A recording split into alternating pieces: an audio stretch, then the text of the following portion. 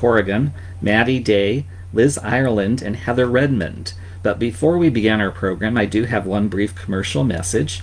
If while you're listening to this program you discover you can't live without one of these authors' books, please feel free to contact the Poison Pen, either by phone or through our website, and we would be happy to send a copy or several copies of any or all of these authors' books to you. And now, without further ado, I'd like to welcome our authors to the Poison Pen. Welcome, ladies. Thanks for having us. Thanks for having us. Yeah, thank you. Okay, my first question to you is, let's start by having you tell us a bit about yourselves before you became a writer and what your path to publication was like. And let's go alphabetical with Nancy Coco first. Oh, of course, start with me first. No, I work in business, so I'm a marketer, and I tell stories in marketing during the day, and then I write my publication stories at night. And what was it like publishing your first book? Was it easy? Oh, it was so exciting. No, it was not easy. I had written 17 novels before my first novel got published, so I just decided that if I was going to be a published author, I would just write like one. And so I continued since that day. And I've written 32 more since then. That's great. Wow. Maya, I think you're up next. Thank you. I wrote my first novel when I was 13 and showed it to my best friend and waited for her to smile and laugh in the right places. So and she did, so I caught the bug for writing entertaining things. Unfortunately, you don't make a lot of money and you have to think about that. So I ended up spending 15 years in academia and then moving on to teaching English. I have a PhD in English from University of Michigan. And I moved into the business world because I caught the computer bug, and I worked in educational uses of computers for a number of years. So I didn't get to write anything that would entertain anybody. Between academic papers and technical manuals, it wasn't very entertaining. So I decided to go back to what I really loved. And I have a number of books in the drawer too, not quite as many as Nancy has, but it took a while, and I just left out when I figured out that I needed not to try to sell one book, but a whole series, which is what publishers want. And that was sort of the light bulb that made all the difference in the world. Went off in my head, and I said, I should try that. And bingo, I got a contract that way. Maddie? Yeah, so I earned my first money as a fiction writer when I was 9. I won a contest, a fiction contest in the Pasadena Star News for my short story, The Viking Girl, and I was paid $2. It was a very long time ago. You could see the color of my hair. And then I didn't pick up fiction again really until I was... my younger son went off to kindergarten, and for the first time I was home with my kids for about 5 years. And first time in my life, in my time as a parent, I had every morning to myself. And I started writing a cozy mystery set on an organic farm, which I had one of those at the time. And I have a PhD in linguistics. I had never studied creative writing. I wrote about 2/3 of it, and then the farming season started up, and then I got into second, third, fifth career as a software technical writer, writing software, those software manuals. And I didn't pick full-time fiction writing, novel writing up again until I was laid off from that job 14 years later. And I had the time and the space until I got a new job to work on a novel. So my first novel came out 2 months before I turned 60, and that was 8 years ago, and I have 23 out, I think, 24, 23, and more in production. And I left the day job 7 years ago, so I'm delighted to be a full-time fiction writer. That's great. Liz? Yeah, so I earned my first money as a fiction writer when I was 9. I won a contest, a fiction contest in the Pasadena Star News for my short story, The Viking Girl, and I was paid $2. Well, I guess I caught the theater bug when I was a teenager, and when I was in college, I discovered playwriting, and that's where my serious writing started. That's when I realized it's what I wanted to do, and I won a playwriting award in college, and I think it was $1,500, and so I immediately ran off to New York because I was rich. and within, a week it was gone, and I realized I had to get a job. So I worked odd jobs and just started writing at night. I was writing everything, short stories that I would send off to the New Yorker, and they would be rejected the next week. And so eventually I got a job in publishing at Silhouette Books, which was part of Harlequin. And I started writing romances at that point too in the evening. And I eventually left and went back to my home in Texas. And then I finally got published in romance, and that's how I started. That was back in the 90s. And I just published my first mystery about 4 years ago. Finally, Heather. I sold my first short story, which was a mystery, in about 2004. At the time, I was an entrepreneur. I owned a business that brought in people to take care of people on hospice, special needs kids, and that kind of thing. And then after that, I had to relocate, got married, sold my first novel at that point. It was a couple of years later. But I sold the novel. It was a romance, and I was writing as Heather Redmond at the time. So I did a long romance career, started writing for Kensington in 2012. And then in 2018, my first mystery novel came out. So I went full circle back to mystery, took a very mysterious bank robber support person, great-grandfather last name to suit the persona, and here I am today. Okay, let's talk a little bit about the book that brought you here with us today. Let's start with Heather this time and work our way back. So tell us about your new book. So my new book is this one, A Christmas Carol Murder, and it's standalone, but it's the third book in my Dickens of a Crime series. And if you're a Poison Pen person, you've seen me come in and talk about it live last year. Mm-hmm. And my series hero is amateur sleuth Charles Dickens, who is a famous novelist who lived from 1812 to 1870 in England. And he's in his early 20s. And as the series begins, he meets his future wife, Kate, and she is his support team.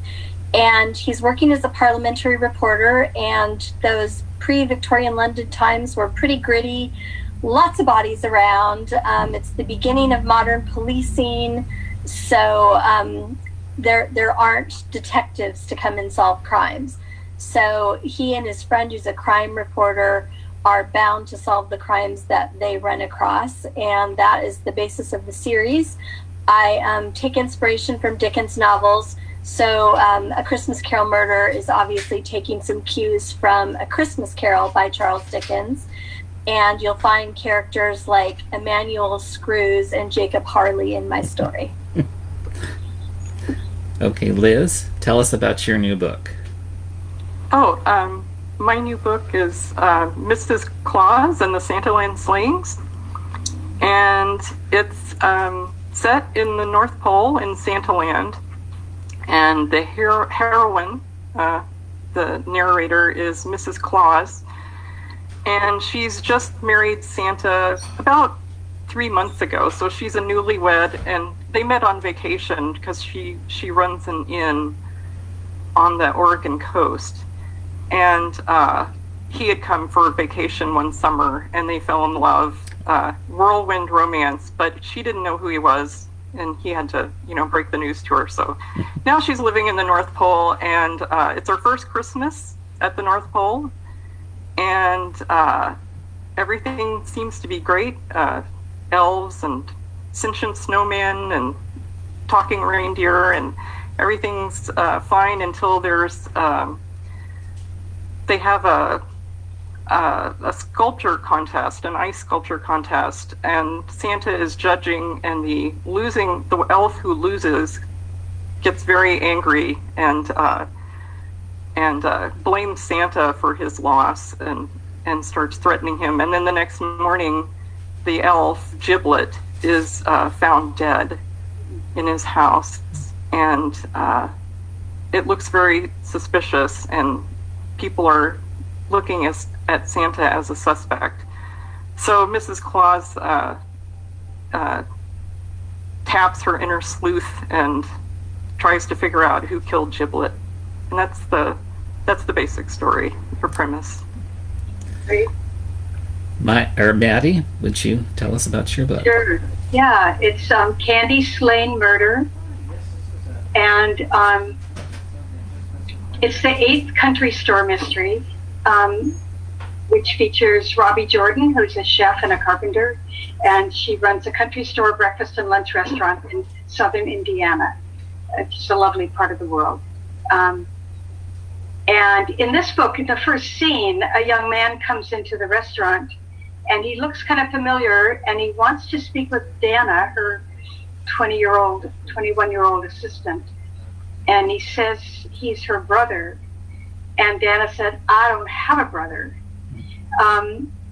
So that's actually a subplot. We learn that her mother gave up a baby for adoption before she got married to Dana's father. And he has tracked down his birth family. And that same night, Robbie's boyfriend is an electric lineman, and there's a fire in town in a doctor's house. And as the firefighters are burning off and breaking down the attic roof, the roof of the house to put out the fire, Abe is up on a bucket truck trying to fix the wires that went out, because it's also a really stormy night, and he spies a skeleton in the attic. So there's a skeleton in the attic of the house that burns down. It might or might not be the wife of the man who lives in the house, whose wife disappeared 10 years earlier. And a few days later, that woman's twin sister is murdered in town. So it's a complicated set of events, and Robbie goes to work like after hours and on her day off from the restaurant, trying to figure out. And also because this young man who came in, Marcus, he becomes a suspect. He had connections with the contemporary murder, and are the murders connected? Or was the skeleton murdered? And so forth. And it's all around Christmas, and they're trying to get it solved before actual Christmas. Maya? I write the 5-ingredient mysteries featuring a woman in her 30s, Val, who manages a cafe, and her live-wire grandfather. They live on the eastern shore of Maryland near the Chesapeake Bay. And this is called the 5-ingredient mystery series because each book has 5 suspects, 5 clues to the murder, and Granddad's 5-ingredient recipes. And they are a sleuthing duo. There's almost 50 years between them. So they come at all kinds of things from different perspectives. And they had a little trouble getting used to each other because Val has just moved in with him in the beginning of the series. Now by this book, which is Ginger Dead Man. Okay. Best title ever. They are working very well together, and this book takes place during Dickens of a holiday festival in their town of Bayport. The people in town are volunteers dressed as Victorians, and they have different kinds of responsibilities. For example, Val is catering English tea parties throughout the day, and Granddad has been tapped to be Scrooge, and he's a little grumpy because he always, in previous years, he's always been Santa, but a newcomer has usurped his role. So Granddad's bah humbugs are pretty genuine. At the end of the day, when the festival is over, Val is serving a tea to the costume volunteers, and Santa and Mrs. Claus are there, Scrooge is there, the Ghost of Christmas Past, and a few other Dickens characters. When someone comes in unexpectedly, dressed head to toe in black, and everyone thinks, oh, this is the Ghost of Christmas Yet to Come, and just another volunteer. However, the ghost doesn't sit down at the table, but goes around the table, leaves a little gift for each of the volunteers, and then leaves without a word. Santa opens his gift first, and what he finds inside the little gift bag looks like a gingerbread cookie, but it's actually a ginger dead man cookie. So it's a sort of a Halloween cookie that's out of place during a Dickens of a holiday festival. Santa, of course, loves sweets, gobbles down the cookie, and keels over. Now, this is a particularly suitable way to die, because Val and Granddad soon find out that Santa has a lot of skeletons in his closet. But he is not the only victim. Another person gets a gift of a sweet, eats it, and dies. And the only thing Santa and the second victim have in common is that Val has catered a dinner for them, or some kind of a meal for them. So she has a vested interest in finding out who done it. Nancy, tell us about your new book. Sure. I write the Candy-Coated Mystery Series, and my new book is Have Yourself a Fudgy Little Christmas, and it's the 8th in the series. When this particular book opens, what's happening is my protagonist, Allie McMurphy, is doing some reconstruction on her hotel and fudge shop, the historic McMurphy Inn. And so she's staying in Francis is her general manager, in her old apartment, when there's a knock on the door and a note left saying, please meet me at the stairs at the foot of the fort on Mackinac Island. So Allie goes to see who it is and perhaps tell them that Frances is not living in the particular apartment at the time, because she's just moved in with her new husband. And what she finds is a woman in a snowbank. So she calls 911, of course, and luckily this time the woman is not dead. So she feels like, okay, things can move on and she can celebrate Christmas. And she goes to work with Frances and her husband. And what they're doing is creating a lighting scene for the Lights Festival in the park. And what they discover is that the woman did die eventually, unfortunately. And her last word was Frances. So, of course, Frances is now kind of troubled that maybe she is a suspect in this woman's murder and how it all connects. And there's a second murder that happens, and that murder is caused by someone who has eaten candy, and he lives in Frances's old apartment complex. So the only connection between the two is, of course, Frances. So Allie and the seniors that she works with on the island get together to figure out who done it. My next question for you is, all of you have written holiday kind of flavored mysteries. There's a long tradition of Christmas and mysteries going back to Agatha Christie, whose publisher billed her books as Christie for Christmas. What is it about Christmas-centered mysteries that are so popular with readers, and why do you think the holidays drive people to homicide? So I'll just throw that out to you. Well, that last part's easy. I mean, this year is fraught for different reasons. I mean, I'm personally kind of can't get over the fact that I'm going to have Christmas on Zoom with my kids. So that's just, but other than this Christmas, you're with people, there's a lot of expectations, you want to set the perfect table, you want to make all the cookies your mother made, you want to find the perfect gift, and wrap it pretty, and then you bring people together, and there are long-standing resentments and relatives, all those things about dinner with the relatives, like Thanksgiving brings up too. It just seems to me there's a lot of potential for harm. I think too, Christmas is a season of stories. My child has half a shelf full of Christmas books that we pull out every year. I'm not sure we can even get through them. So from the earliest babyhood, we're raising them on the story of the Christmas child and all of the wonderful Christmas picture books. So it just is a natural time for stories, for storytelling. It gets dark early. There's lots of lights around, and it's just a very special pocket of time. And if you're a natural storyteller like we all are, you're going to come up with something set around the season. For me too, coming out of a long romance career, there's nothing better than a Christmas baby story. And so much about families reuniting at this time, which then of course goes to what Maddie is saying. Not all family reunions are happy moments. And there's also a lot of parties. My book starts with a Christmas caroling adventure gone wrong. So all sorts of different things that could be happening in this one special month of the year.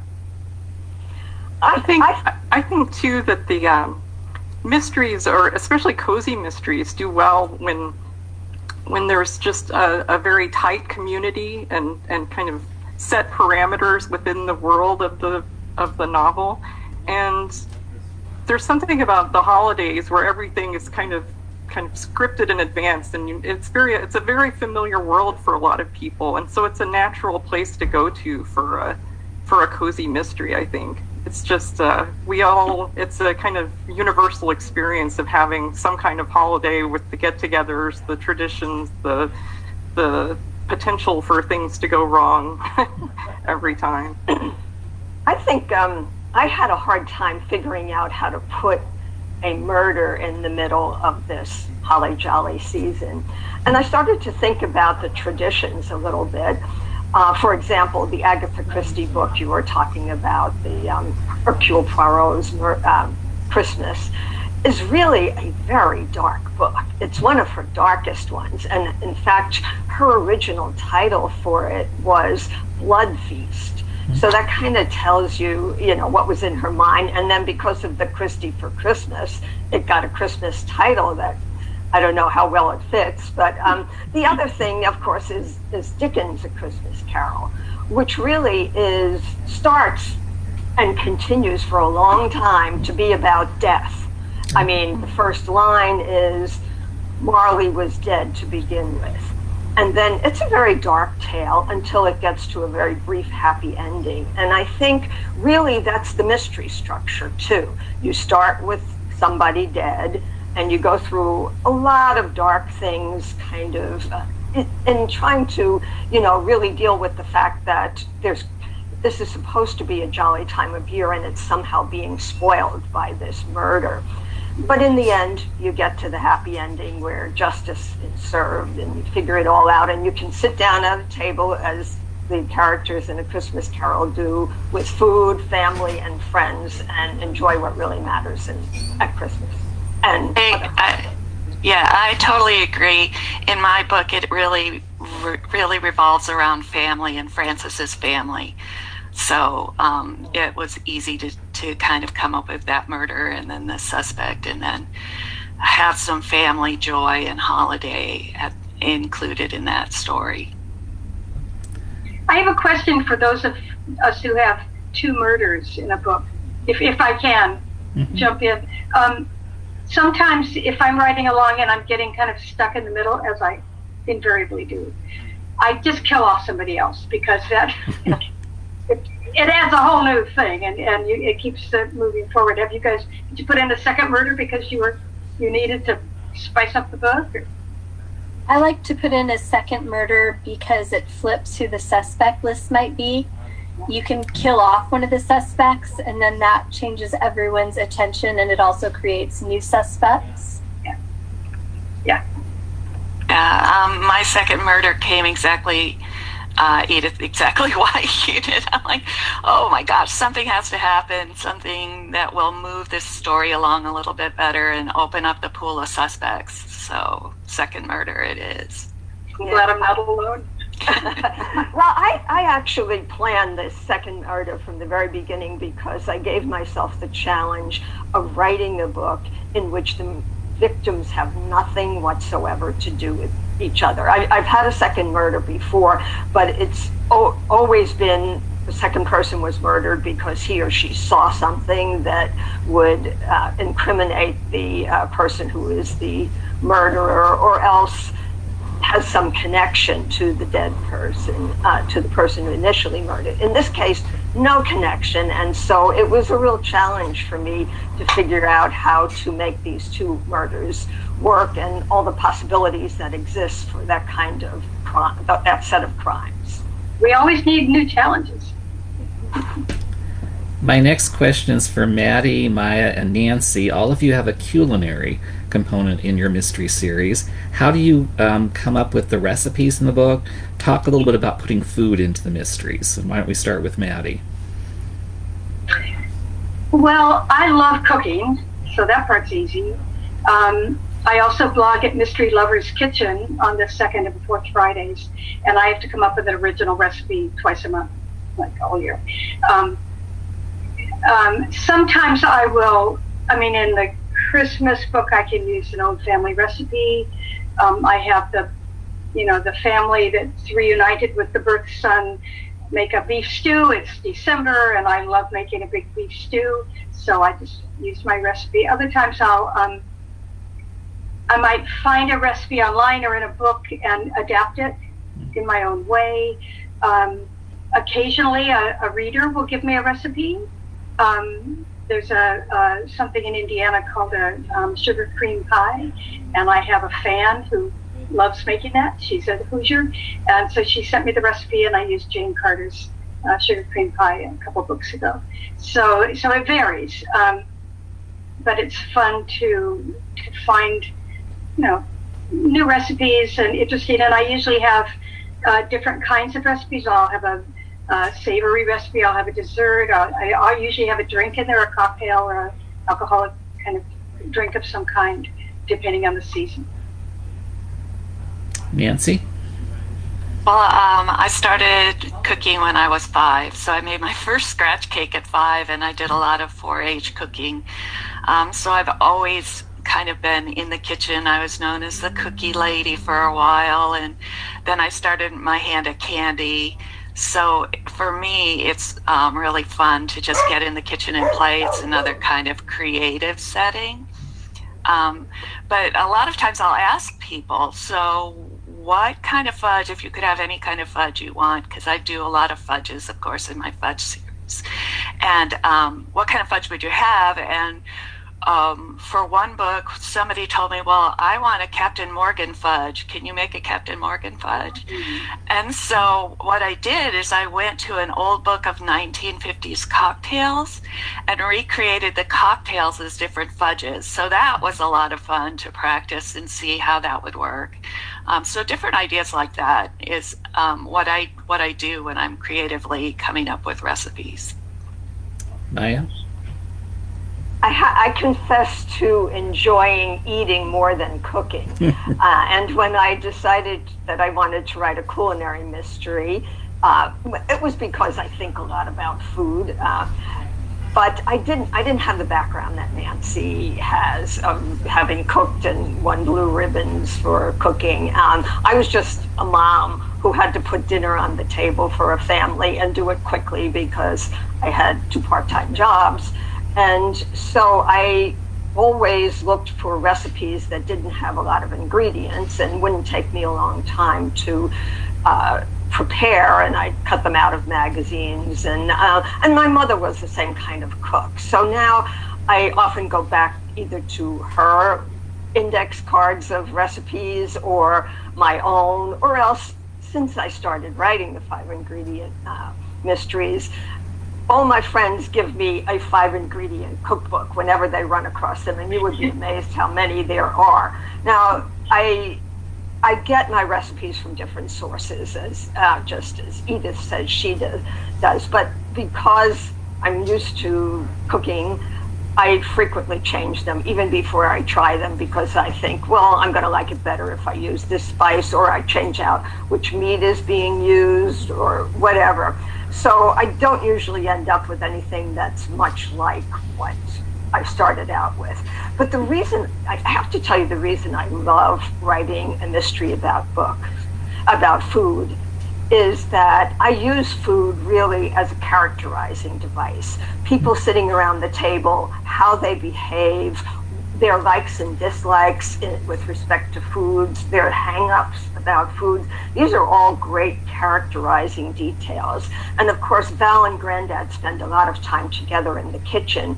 So they're discussing suspects and what each of them has found out during the day in terms of the murder that has taken place. And so they're doing this as they prepare food. So I have I don't have to say he said, she said. I can say, he slapped the hamburger into the frying pan, and we know that he's kind of annoyed by how he does this. So I love just the business of preparing foods, eating it, cleaning up afterwards as an opportunity to share information between people. Let's talk a little bit about the research that you do for your books, because whether it's a contemporary novel or a historical novel, there usually is something you don't know that you have to find out about.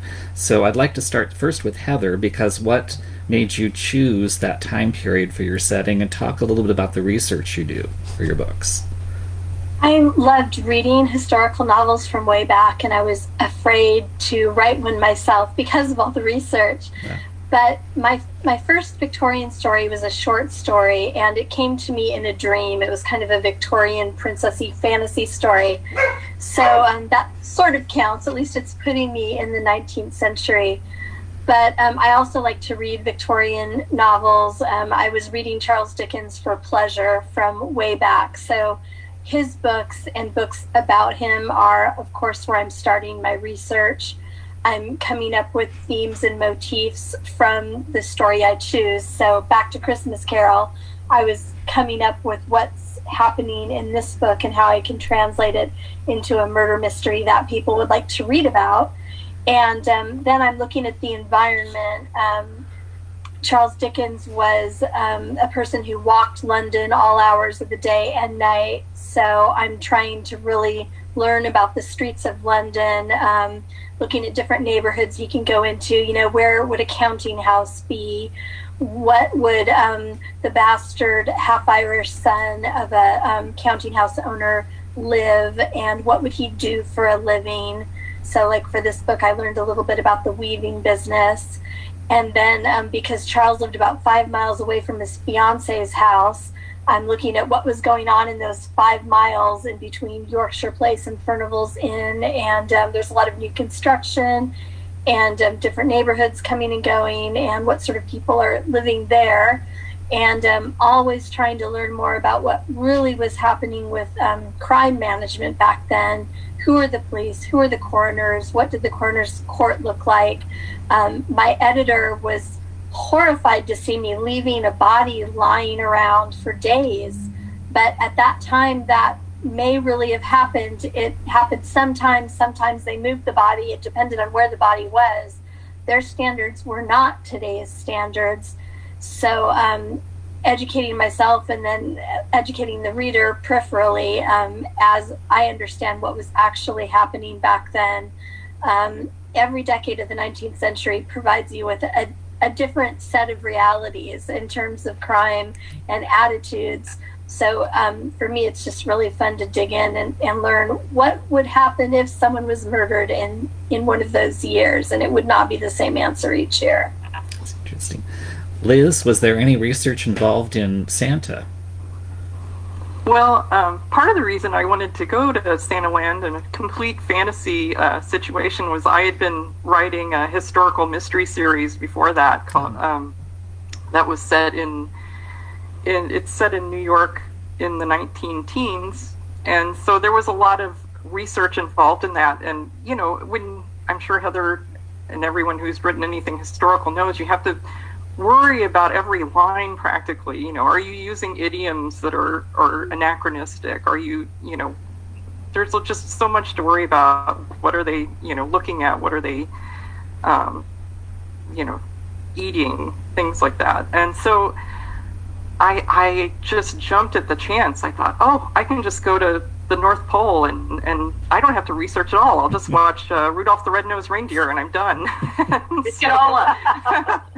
And so, but then I got into it and I realized there's a lot of fantasy world building. I had never written a fantasy novel, and you really have to sort of it's not research so much, but just the planning of what the parameters are for the world that you're building.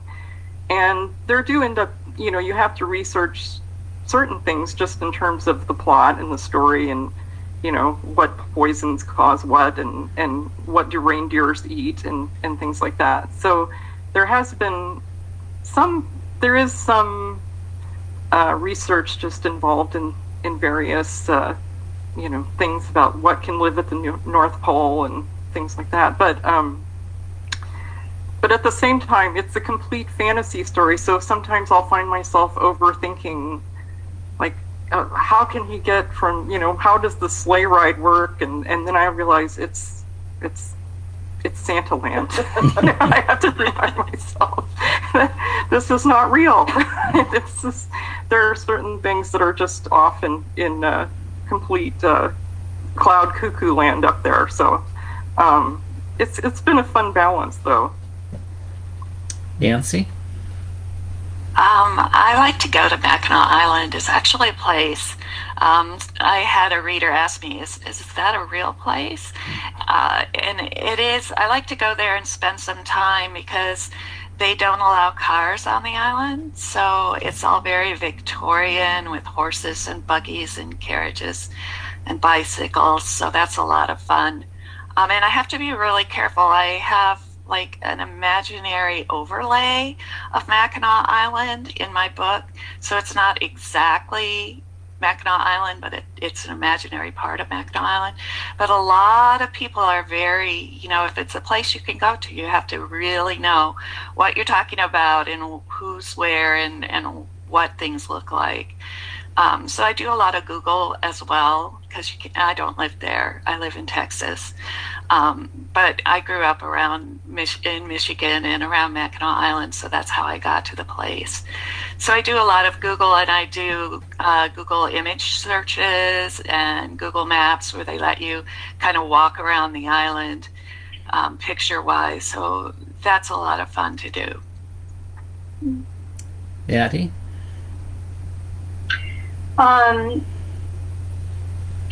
I love doing historical research. As Edith Maxwell, I write a historical series of Quaker Midwest histories set in around 1890 in the United States.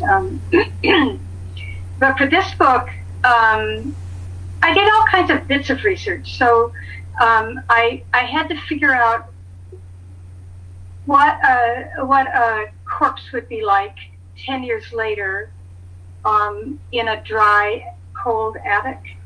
And I got advice from D.P. Lyons, who wrote Forensics for Forensics for Writers, or whatever it is. He's a doctor and he knows all about this stuff, and you can just ask him questions. So I got some tips on what would be left in this body and what could be tested and what couldn't. The half brother that shows up also converted to Islam as a teenager, and which I don't know anything about. But author Julia Spencer Fleming, who's going to be Poison Pen next week, her daughter converted to Islam as a teenager, and her daughter was very helpful. We had a long phone conversation, so I could put some realism into that experience for him.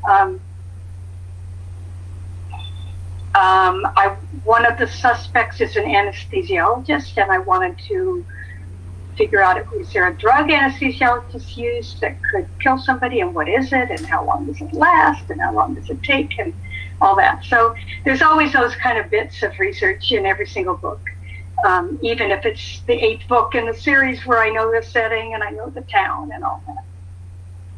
Maya? I had a lot of more research than I thought with this story.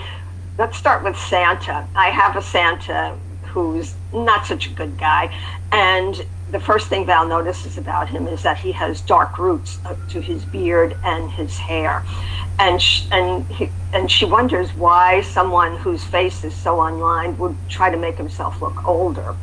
And so one of the things I needed to find out, and of course, obviously he has a background, and I needed to find out how long it would take to grow a beard like that if you wanted to use a beard as a disguise, and how you go about dyeing your hair and beard.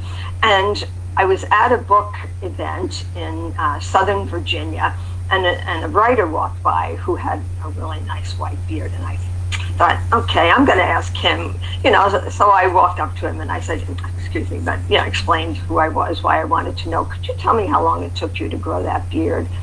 And he told me, and he said, you're putting a Santa in there? I'm a professional Santa. And he said he works at Busch Gardens in Southern Virginia, and he gave me all kinds of information about what it means to be a Santa today. For example, one of the things you have to worry about is that if you're taking a picture with a child, your hands are visible at all times, because otherwise, there may be questions about what you're doing with that kid on your knee and so on. And his wife was there, and she is the Mrs. Santa at Busch Gardens, and I talked to her for a long time, and she told me all about how, they dealt with children. So, and I also found out that there is something called the IBRBS, which is the International Brotherhood of Real Bearded Santas. Who would know that any such thing existed? So the Santa research was fun. And the other thing that I often find myself doing, because I write culinary mysteries, is looking into the history of the food that's kind of at the center, because most of my books have a title that refers to a food, and often that food has a very interesting history. And that is very true of gingerbread, and gingerbread men in particular. They have a historical association with death and the demonic. It's really fun to go into that as well, although not a lot of that gets into the book. It was just some great background. All of you have written successful series.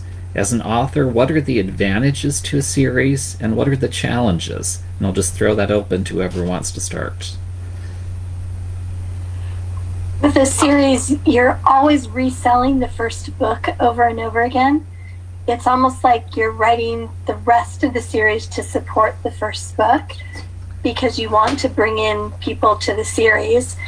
And so that is definitely one of the challenges. One of the lovely things is you already know your main characters and your, what I call your Scooby Gang, your group of reoccurring characters that you see. And people want to come and learn more about their lives, especially in the cozy environment. So what's going on with Kate and Charles' engagement? Are they ever going to be able to get to the altar? What about their friends? Are they really going to have a baby, or will there be a miscarriage again?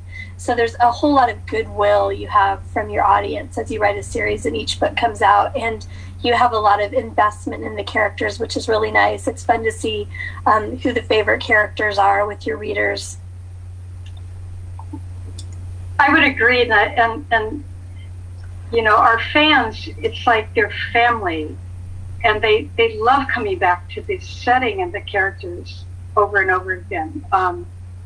My 7th country store mystery, Not So Average Murder, Robbie goes to Southern California, to Santa Barbara for her 10th high school reunion. I'm a Californian. I love doing research, of course, in February, going to Santa Barbara. But and it was a great book, and people loved it. But so many of my fans say, "Oh, I'm so glad she's going back to Southwick. Oh, I miss Southwick," the name of the fictional town. So that's a big part of it. That that's one of the joys of writing a series, that the fans get so attached to the Scooby Gang, the cast of characters.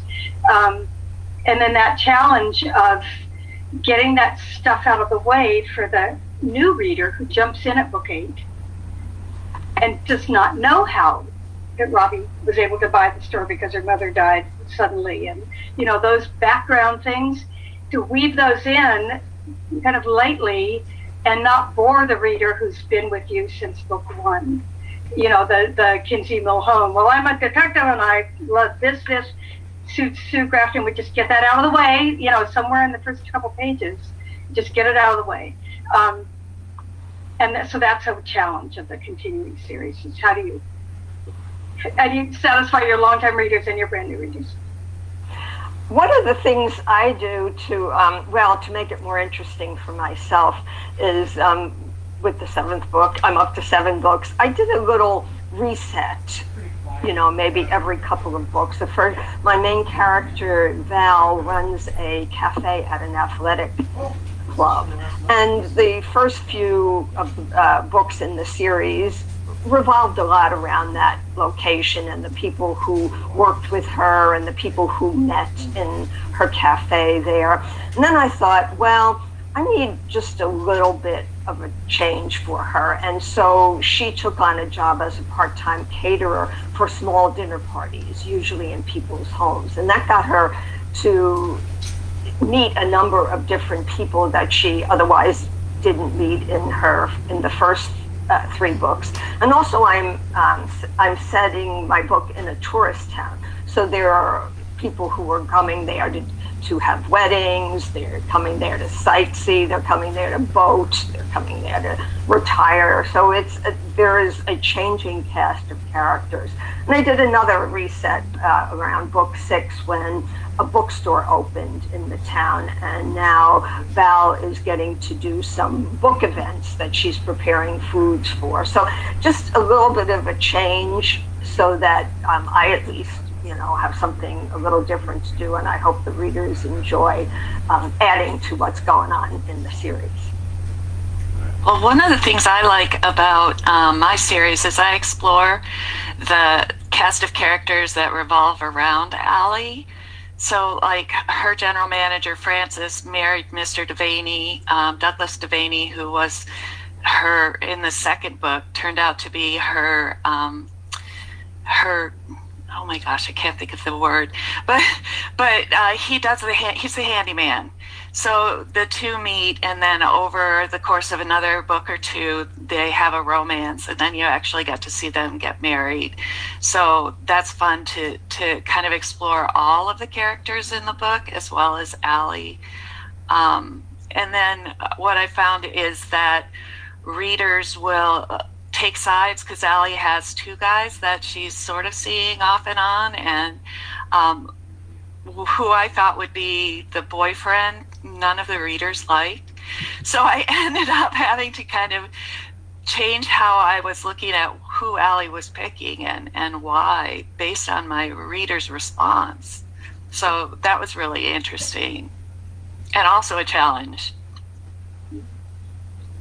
I think one of the challenges too is trying to keep all the characters that the readers enjoy without just letting the number of secondary characters balloon past the point where everything is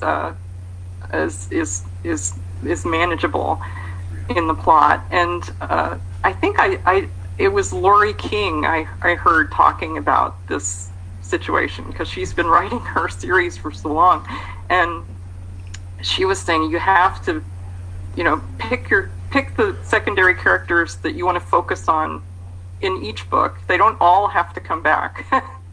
Because I was thinking, oh well, you have to just keep just having them all there, and I think it's true. You have to decide which ones really belong in the story, and give a brief update on maybe the ones that aren't there present as much as they were in the past. So.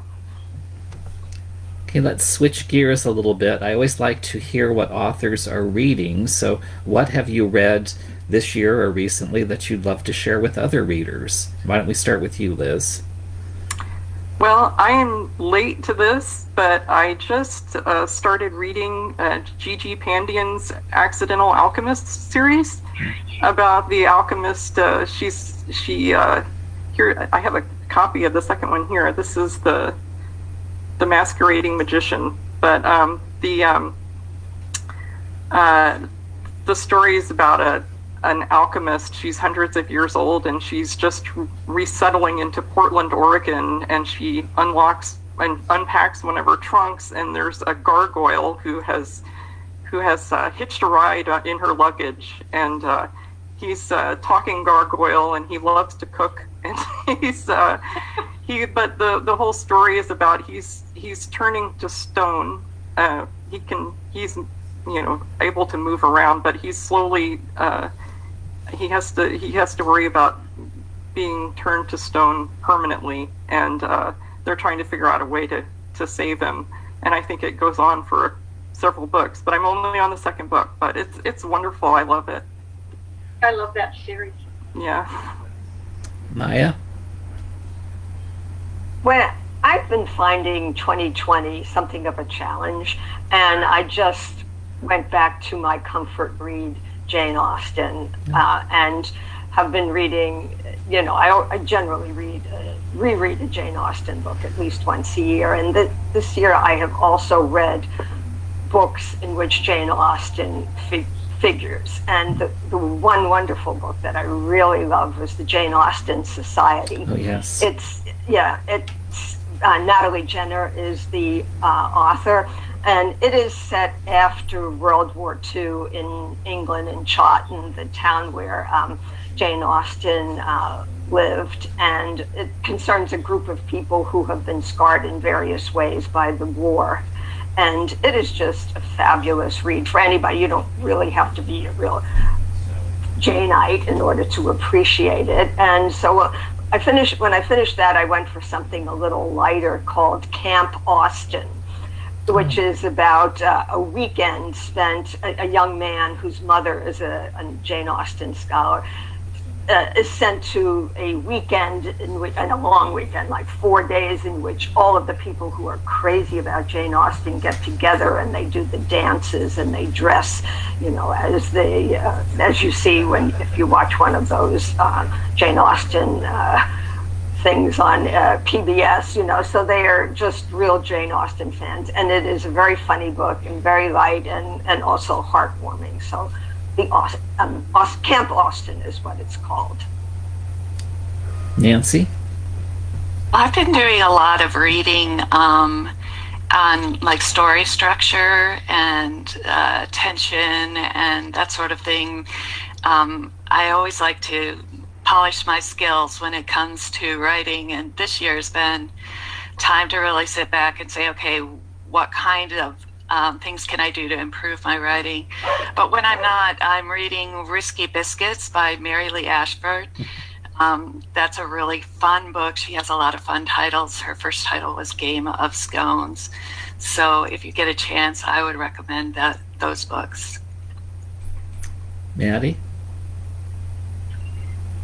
Yeah, it's interesting. I thought I would be reading much lighter and funnier books, like during lockdown, especially in the spring. And instead I read through all the Shetland, Anne Cleeve's all the Shetland books and all the Vera books, which are not particularly light and funny, particularly the Shetland books. And I love them so much. I recently read my first ton of French. It's called The Searcher. Friends of mine love Tana French, and I'd never read her. And my son gave me her new book for my birthday, and I went, oh, and I absolutely loved it. I finished Murder at the Mina House by Erica Ruth Neubauer. Great book. I think it's set around 1920. It's set in Egypt. And I hadn't read any of her books, and I was on a panel with her at BoucherCon. Oh my goodness, excuse me, my phone is ringing. And now I'm halfway through Kate Conte, aka Liz Mugabero's A Whisker of a Doubt. It's her latest Cat Cafe cozy, fabulous. And I'm also on my Kindle. I'm reading The Summer of '74 and The Boy Detective. It's Art Taylor's series of short stories. Wonderful, wonderful book about a boy detective. Heather? The last book I recommended on my BookBub was The Witches by Stacy Schiff. I started into family history 3 or 4 years ago, so as I learned who my colonial ancestors were, like one of the magistrates for the Salem witch trials. Nothing to be proud of being descended from him, of course, but I'm always curious to learn more. And for Dickens this year, I went through the Pickwick paper on audio. His second great-grandson, Gerald Dickens, did a wonderful version with all the voices and such. And the fourth Dickens book will have Pickwick aspects. And then I did a read-along with Dickens' Hard Times, which I'm working on now. So those are the Dickens reads. And then this last week for me has been Philip Margolin. He's a puzzle-based thriller writer, a former criminal defense lawyer. And he spoke at my Sisters in Crime group this past week. So I was going through his books so I would have questions to ask. And that was a lot of fun. I just finished A Perfect Alibi last night. And now I get to decide which of all these Christmas books I get to read. I'm a definite Maddie Day fangirl, so I need to get caught up so I can read the Christmas book. Thank you. Thank you. I think we do have a few questions from your readers, so we're going to go ahead and take those now. Cozies revolve around a theme. How do you select your themes? The question was, cozies revolve around a theme. How do you select your theme? And we'll open that up. I can answer that. Sometimes the title of the book gives me the theme. For example, I have a book called Final Fondue. And so I think about the emotional aspects of the food. Chocolate fondue associated with love, associated with Valentine's Day, chocolate fountains at weddings. And so that whole book revolved around love, and both the dark side and the sweet side, like dark chocolate would. So that was one of the things that gave me the whole idea of it. Another one was the Telltale Tart. I had that title. I wanted to use the title. I wanted to write a book about the publishing world because I was thinking a lot about Harper Lee having been sort of encouraged to publish something that for 50 years she never intended to publish. And so I wanted to deal with an aging best-selling author and the kind of pressures on that person. And I married it to the Telltale Tart, and I thought, well, Poe had all kinds of publishing problems with publishers, difficulty getting paid for his work. And so that book ends up having a cast of characters, all of whom are associated in some way with Poe, a Poe actor, a writer who bases his books on Poe, a poet, someone who looks like Poe and wants to be like him. So, and it does explore themes that Poe explores. So those are the ways. It's incredible to think that the title has that much effect on the theme, but for me it often does. For me, in Candy Slain Murder, I wanted to bring in this idea of birth families reuniting. This happened to someone I'm close to, and it worked out fine. It worked out great. And anyway, and then it turned out the book kind of found its own theme of family, because we had these twin sisters and they were both killed. One of the suspects is staying with her elderly Hungarian grandfather. She flees town because she knows she's taking care of her brother, who is both disabled and in prison. And it kind of evolved on its own, starting with the birth family reuniting subplot, all these other family subplots. Although really all my books are about family. But this book is particularly, that's the theme. That's really the theme of Candy Slain Murder, which is appropriate for a holiday book too. I think too, it depends on what aspect of the characters I'm trying to focus on at the time. So the first book, with Mrs. Claus, it's more of a focus on trust, and she's just married this person she didn't know very well. He's Santa. That was one thing to get over. Now she has to figure out how far to trust him when he's a suspect in a murder. And the next book is she's going to be focused more on her friendships, how to maintain these friendships in hard times. And it's just it's usually I try to let the story kind of pick the theme too, in terms of where I want the characters to go. I write 2 series, and obviously my Dickens series, I'm looking to the Dickens novels themselves for themes like the past coming back to haunt you when you're taking inspiration from A Christmas Carol. And I also write the journaling mysteries, and my amateur sleuth Mandy Meadows has just gotten a divorce as the first book, Journal to Death, starts. So I'm building the themes for this series around her getting her life back together. What do you do with your ex-husband? What do you, how do your friendships change as your marriage has ended? Who's going to be around you at your new job as you realize you need a promotion to get that health insurance covered?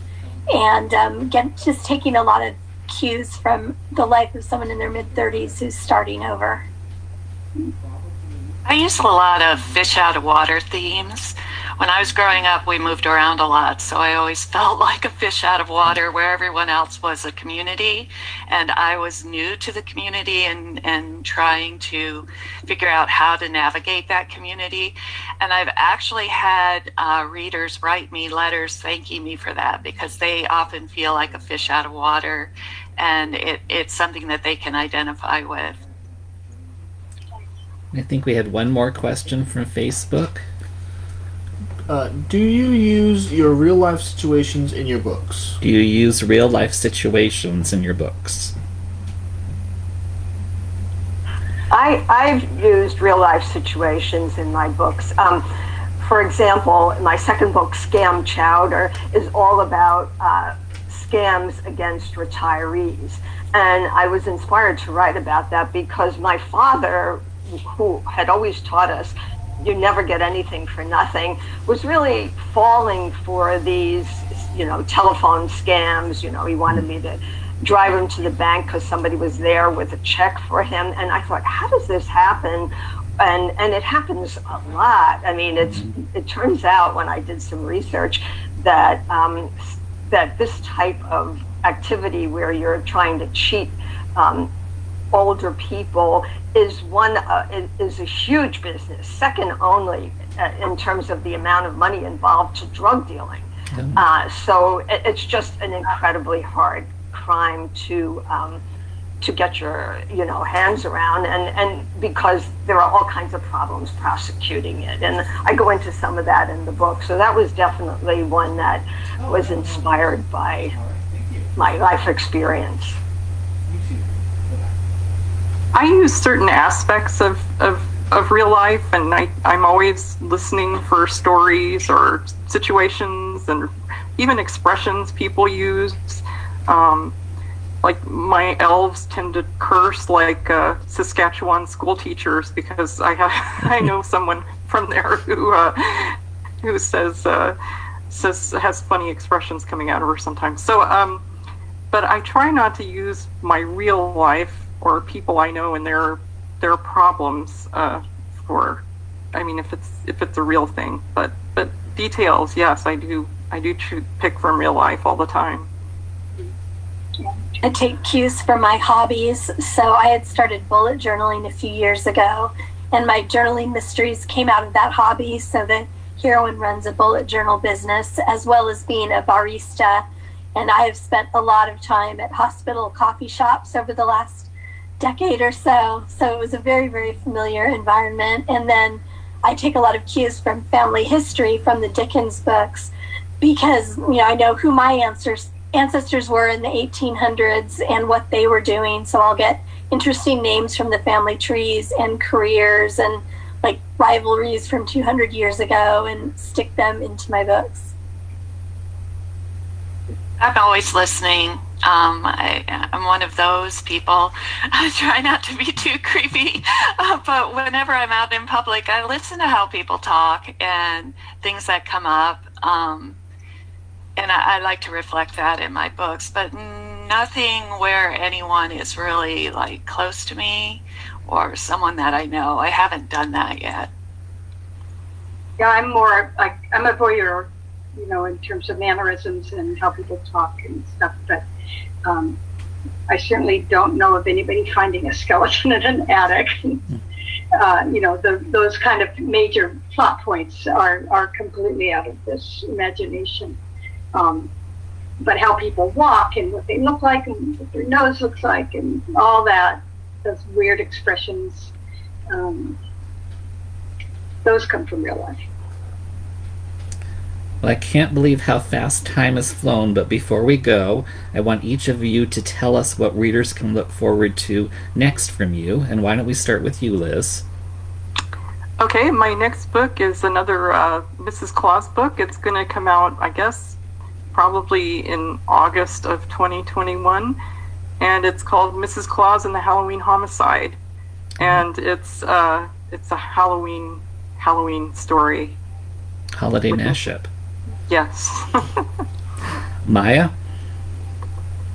My next book is not coming out for a while, probably early 2022, and that's because I had a very heavy travel schedule this year, and I didn't want to stick to that one book every 9 months or one book every year. So I negotiated a later release time, and of course, none of that travel happened, but it's in the publisher's massive spreadsheet. That's when my book is coming out. And Val and Grandad will be there, and Grandad is going to be taking part in a bake-off at a mystery convention.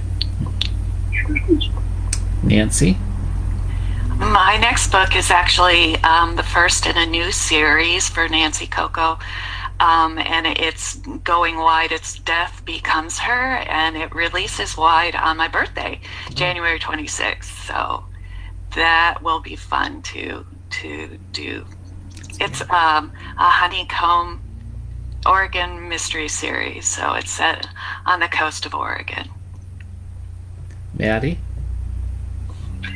Yeah, I have a book going to wide distribution. It's been on an exclusive this year. It's the second Cozy Capers book group mystery as Maddie Day.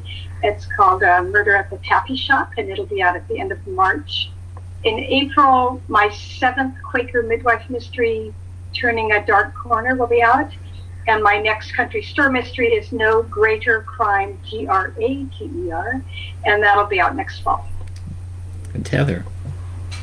My next release is the second journaling mystery, Tattooed to Death, and it's officially out January 5th of next year, so a month from today, although it's in limited distribution now. I think it's out in the UK, so there's a few copies around, but officially January 5th.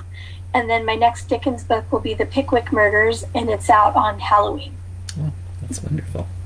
Well, thank you all so much, and thank you for joining us at the Poison Pen for another virtual author event. Thank you for having us. Thank you for having us. It's Thank great. you. Great to see everybody. Take care. Bye. Happy Bye. Merry holidays. Christmas.